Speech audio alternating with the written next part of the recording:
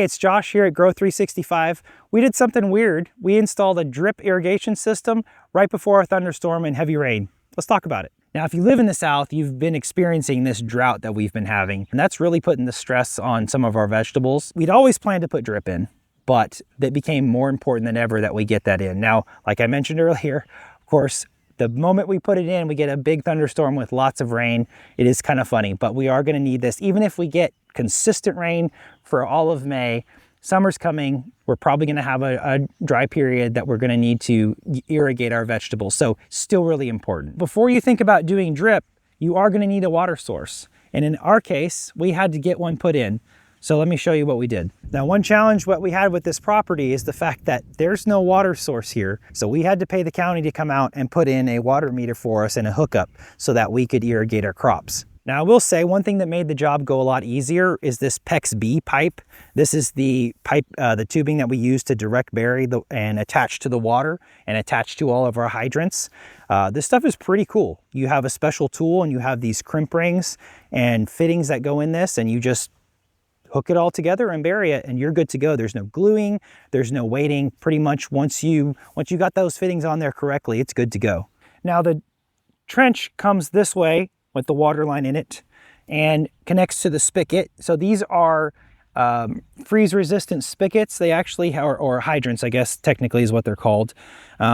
They're connected underneath, but they have a mechanism to where when you close the water off, when you shut the water off, it actually drains back through the pipe down into the gravel that is underneath, kind of holding this thing together, and it allows it to drain away, and that prevents it from freezing in the winter because it does not hold water in the pipe itself. So that's really important. If you're installing a water source outside, you do need to make sure it's this anti-frost type.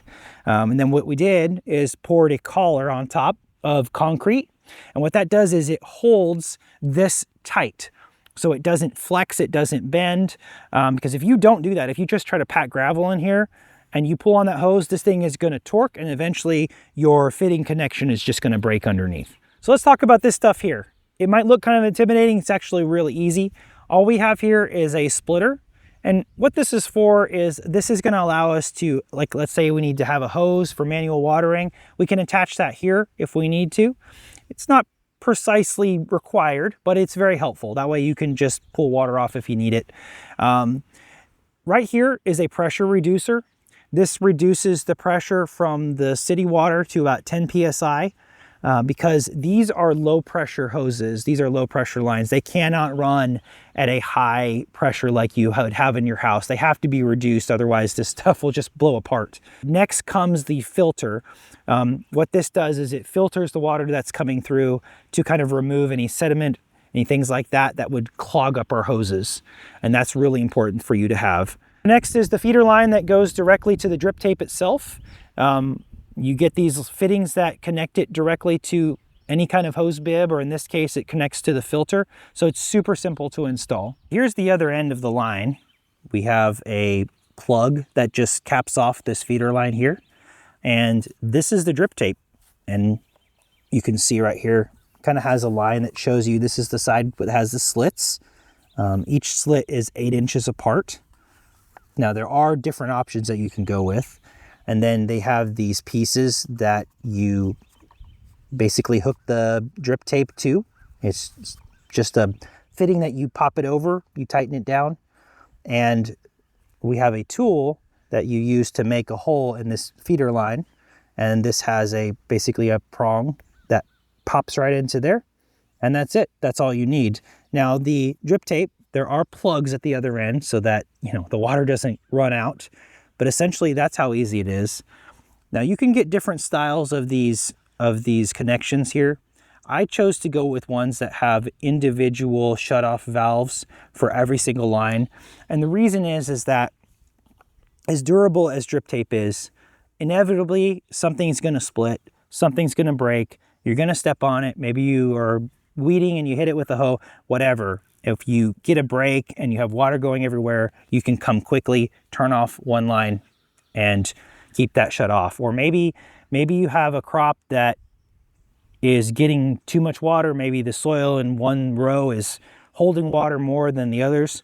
and you need to shut these lines off for every other day or something like that. It just gives you way more control. I figured I'd show you all kind of how this stuff goes together in miniature. So I just cut a couple pieces of small pipe, but it's all the same fittings. Now, this is the piece for your feeder line that would connect to your water source, and it's pretty easy.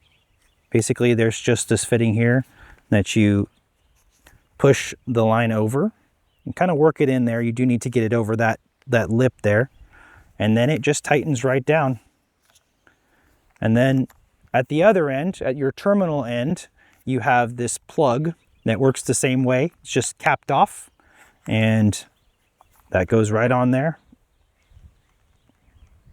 And again, it screws right down. And that's just in miniature. That's the side that goes to the water. That's the terminal end. So the next step is to put a hole where your drip tape fitting is going to go. And you do that using a tool just like this one. And it has this metal pin that comes in and out, and you can set the depth on the side because you don't want to go all the way through that pipe. You just want to go barely into it to make that hole. Then just pull the trigger until you hear it pop. And there you go. Your hole is made. So here I have a piece of the actual drip tape itself. You'll see it has these two blue lines running down the center. That's where the holes are. That side's going to go down. We've chosen drip tape that has the holes cut every 8 inches. Now you can get drip tape that is cut in longer intervals, like say a foot apart. You can get stuff that's 6 inches apart. Just depends on what crop you're growing, what's best for your garden. We felt like this was a good happy medium because we're growing such a mix of vegetables. We really didn't want to buy separate tape for separate vegetables. We just wanted to find something that was kind of all around good for our garden. This is just a scrap piece, but this is something to pay attention when you're running your drip tape. Pay attention for damage like this. This will leak all over the garden. You definitely don't want to use a piece like that. Cut that off. So next I'm just going to put this fitting on. This is what goes into our water line, and very similar to the other ones that we did. It just pops right on here. Now, the drip tape is a little more delicate. Since it's softer, you do kind of have to work it on there just a little bit. It's a little bit trickier. At the very end of the drip, where it meets the end of your bed, you're going to cap it off with one of these. Again, same setup, same type of fitting. This just goes in the end.